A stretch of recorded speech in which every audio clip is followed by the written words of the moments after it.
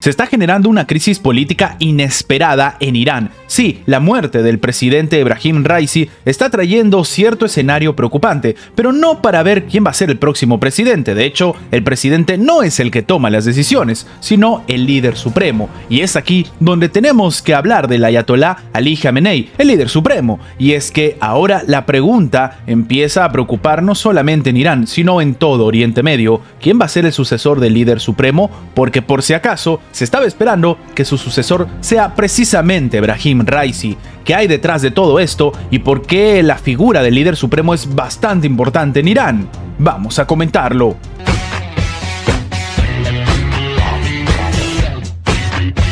Irán va a celebrar elecciones presidenciales el próximo 28 de junio, esto para elegir a un nuevo mandatario tras la muerte de Ebrahim Raisi en el accidente de helicóptero que hemos comentado ya en anteriores videos. Hasta el día de los comicios, el primer vicepresidente, Mohamed Mokber, va a liderar el ejecutivo, después de que así lo haya aprobado el líder supremo, el ayatolá Ali Khamenei. Pero entonces, algunos dicen en realidad ¿qué es lo que sucede? Pues resulta que Ali Khamenei es el hombre más poderoso del país. Pero claro, entonces no habría problema, ¿verdad? Ha fallecido el presidente en una noticia trágica, pero el líder supremo puede tomar las riendas del país porque así lo viene haciendo. Pues sí, la verdad es que sí, pero en realidad existe un problema bastante fuerte. Estamos hablando del verdadero poder que se tiene en Irán. Desde 1989, la autoridad máxima de Irán, el jefe del Estado y comandante en jefe de las Fuerzas Armadas y quien controla la poderosa Guardia Revolucionaria es el ayatolá Ali Khamenei. Su autoridad alcanza incluso a la Policía Nacional y a la cada vez más criticada Policía de la Moral. Dentro de las atribuciones del líder supremo, de acuerdo con la agencia AP, también está nombrar a la mitad de los 12 miembros que forman el Consejo de Guardianes, un organismo clerical que examina y aprueba a los candidatos a presidente, al Parlamento y a la Asamblea de Expertos, un grupo electo de juristas encargados de elegir al líder supremo. Pero he aquí el verdadero problema. Además del Consejo de Guardianes, que tienen la potestad de aprobar nuevas leyes y vetar las que se generan en el Parlamento, esto también lo puede hacer el líder supremo. ¿Qué sucede? Raisi, que ha fallecido, era el que estaba visto como el protegido de Khamenei. Fue elegido presidente después de que el Consejo de Guardianes impidiera que cualquier otro candidato conocido compitiera contra él. De hecho, siendo el líder supremo la máxima autoridad de Irán, entonces la verdadera incógnita en el país es saber exactamente quién va a suceder al ayatolá Ali Khamenei cuando éste muera. En la actualidad, el principal candidato a reemplazar a Khamenei era precisamente Ebrahim Raisi. Ahora, entre las opciones que se tienen, algunos hablan de algo bastante probable, y es que sea el hijo de Khamenei llamado Mojtaba, un clérigo chiita de 55 años que nunca ha ocupado un cargo gubernamental, el que termine siendo el sucesor. Pero de hecho esto es mucho más problemático todavía. De hecho, internamente esto podría generar polémica dentro de Irán y desencadenar en una crisis de legitimidad. Pues ¿qué sucede? La República Islámica se estableció de manera literal como una alternativa a la monarquía y no existe la transferencia de padre a hijo ni de alguna situación consanguínea. De hecho, esta transferencia de poder entre padres e hijos fue básicamente lo que sentó los cimientos de la formación precisamente de la República Islámica. De hecho, el próximo líder supremo ya no se sabe quién va a ser y lo único que queda es esperar a que sea elegido por los 88 miembros de la Asamblea de Expertos, que son designados cada 8 años entre candidatos analizados por el Consejo de Guardianes. Lo que entonces está sucediendo en Irán en este momento es que están todos reunidos para saber exactamente qué es lo que va a suceder. No saben, como hemos comentado bien, qué es lo que tienen que hacer y más importante todavía, no se sabe con exactitud quién va a suceder al propio ayatolá Ali Khamenei. Dentro de las situaciones que se están viviendo en Oriente Medio y el apoyo masivo que ha empezado a recibir el pueblo palestino para reconocerlo como un estado, aparecen dos países de América Latina, pero son la cara y la cruz de una misma moneda.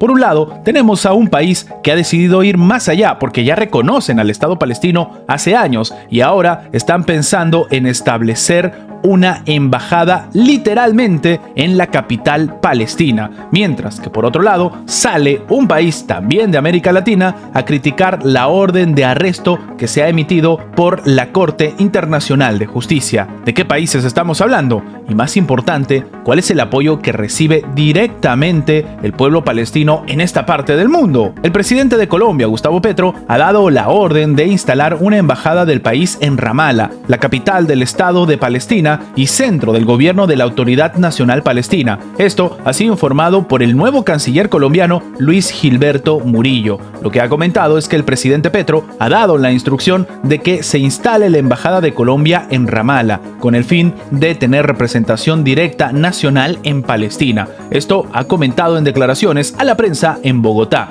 Murillo ha recordado que, de hecho, desde el gobierno de Juan Manuel Santos, desde el 2010 al 2018, Colombia reconoce Palestina como un estado con plenos derechos y que ahora, gracias a eso, va a poder instalar una representación en la ciudad más importante en Cisjordania. De acuerdo con el canciller colombiano, Gustavo Petro ya había hablado sobre la importancia de convocar una conferencia de paz para resolver el conflicto palestino-israelí. Colombia, de hecho, como hemos comentado ya en anteriores videos, ha roto relaciones con Israel a principios de mayo por la ofensiva del país hebreo en contra de la Franja de Gaza. El mandatario Petro ha dicho en reiteradas ocasiones que Tel Aviv lleva a cabo un genocidio contra el pueblo palestino. Y sí, en este caso, lo que está comentando el propio Murillo es que, en primer lugar, fue de los primeros que dijo: ojo, están en curso llevándose un genocidio en Gaza. Nosotros condenamos también las acciones de Hamás y nos hemos unido a la acción judicial de Sudáfrica en la Corte Internacional de Justicia de La Haya, y más países están uniéndose ahora a esta acción.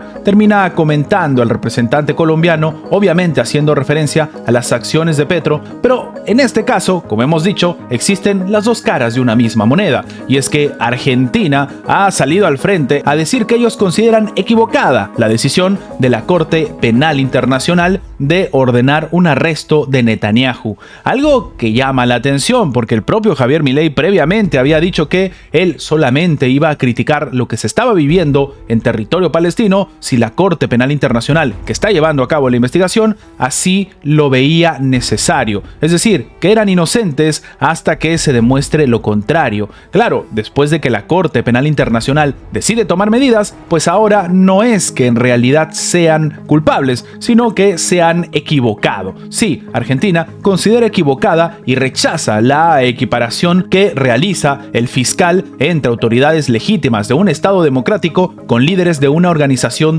terrorista. Esto ha señalado la Cancillería, es decir, no está criticando directamente la orden de captura, pero sí que está criticando que se les haya puesto en el mismo saco.